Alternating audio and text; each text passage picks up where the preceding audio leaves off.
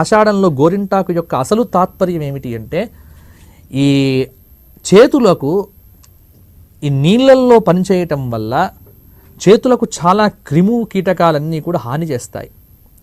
అందువల్ల ఆషాఢంలో కొత్త నీరు వస్తుంది కదా, కొత్త నీరులో చాలా సూక్ష్మక్రిములు వస్తాయి. గోరింటాకు పెట్టుకోవటం వల్ల ఈ స్కిన్కు కవచంలాగా ఉపయోగపడుతుంది. స్త్రీ ఎంత నీళ్ళల్లో పనిచేసినా ఆ సూక్ష్మ క్రిములనేవి ఈ గోరింటాకు పెట్టుకున్న చెయ్యిని ఏమీ చెయ్యలేవు. కాబట్టి ఒక పక్కన రక్షణ, చేతులకు స్కిన్ ప్రొటెక్షన్ చూస్తే చాలా అందంగా కనబడుతుంది, చేతులకు చాలా అందంగా కనబడుతుంది. కాబట్టి అందము, ఆరోగ్యము, ఆషాఢము ఈ మూడిటిని మనం సమపాలల్లో చూస్తే ఆషాఢ మాసం అందుకే ఆడవాళ్ళు ఇష్టపడతారు. ఎందుకు అంటే, ఒకటి గోరింటాకు, పెళ్ళిళ్ళు లేవు, కానీ చీరల సేలు ఉంటుంది.